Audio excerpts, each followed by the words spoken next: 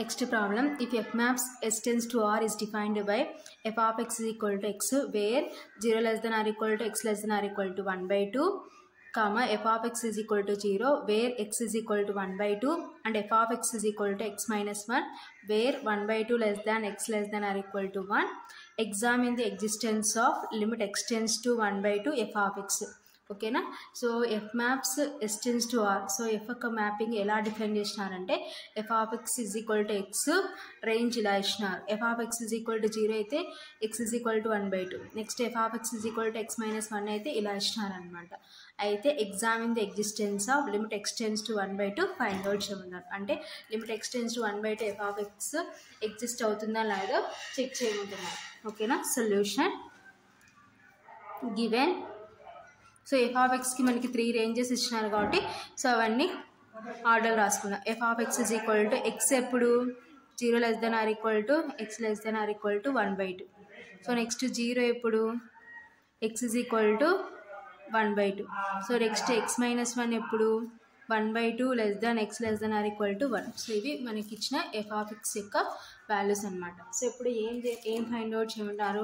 Limit X tends to 1 by 2 F of X. So ఇప్పుడు left limit right limit find out చేద్దాం. Limit X tends to 1 by 2 minus limit X tends to 1 by 2 minus f of X that is equal to limit X tends to 1 by 2 minus X tends to 1 by 2 minus అంటే means ఏంటంటే X less than 1 by 2. So X less than 1 by 2 అయితే మన F of X ఏంటి? X అనమాట. ఓకేనా? So ఇప్పుడు that is equal to X ఉన్న చోట అంతా 1 by 2 రిప్లేస్ చేయాలి. సో మైనస్ అంటే ఓన్లీ లెఫ్ట్ లిమిటా రైట్ లిమిటా అని మనకి తెలియడం కోసం అలా మెన్షన్ చేసుకుంటాం అనమాట. సో ఇప్పుడు ఎక్స్ ఉన్న చోట అంతా 1 by 2 రిప్లేస్ చేస్తాం. ఓకేనా? ఇది left limit value. So next right limit limit X tends to 1 by 2 plus f of x that is equal to limit x tends to 1 by 2 plus since x tends to 1 by 2 plus అంటే means ఏంటంటే so x greater than 1 by 2. So x greater than 1 by 2 మనకి ఎక్కడ ఉంది? ఇదిగోండి ఇక్కడ ఉంది. 1 by 2 less than x అంటే means ఏంటంటే రివర్స్లో రాస్తే x గ్రేటర్ దాన్ 1 by 2 అవుతుంది. సో ఇప్పుడు f of x వాల్యూ ఏంటంటే x minus 1.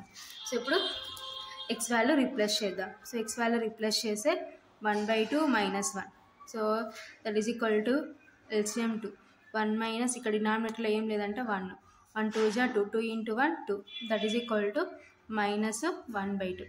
So left limit ఏమో 1 by 2 వచ్చింది, రైట్ లిమిట్ ఏమో మైనస్ 1 by 2 వచ్చింది. కాబట్టి therefore limit X tends to 1 by 2 minus f of x is not is equal to limit x tends to 1 by 2 plus f of x. Left limit is not is equal to right limit. కాబట్టి టోటల్గా limit does not exist అనమాట. ఓకేనా? Therefore limit x tends to 1 by 2 f of x does not exist. So అది ఓకేనా? Next problem, prove that limit X tends to 0 mod x by x. ఓకేనా? Solution given limit X tends to 0 mod x by x. ఓకేనా? So ఇప్పుడు mod x ఎప్పుడు positive అవుతుంది? mod x value ఎప్పుడు positive ఎప్పుడు negative చూద్దాం. mod x is equal to plus X ఎప్పుడంటే X greater than 0 minus X ఎప్పుడంటే X less than 0. ఇవి mod x యొక్క రేంజెస్ అనమాట. సో ఇప్పుడు left limit right limit find out చేద్దాం. Limit X tends to 0 minus so ఇక్కడ దీన్ని F of ఎక్స్తో denote చేయలేదు కాబట్టి డైరెక్ట్గా ఇలానే తీసుకుందాం. mod x by x అది గుర్తుపెట్టుకోండి. So X tends to 0 minus అంటే మీన్స్ ఏంటి? ఎక్స్ టెన్స్ టు 0 మైనస్ అంటే means X less than 0. So X less than 0 అయితే mod x దేనికి ఈక్వల్ అంటే మైనస్ ఎక్స్కి ఈక్వల్. కాబట్టి ఇప్పుడు mod x ప్లేస్లో మైనస్ ఎక్స్ రిప్లేస్ చేద్దాం. That is equal to limit X tends to 0 minus so mod X అంటే minus X అవుతుంది. ఎందుకు? X less than 0 divided by X.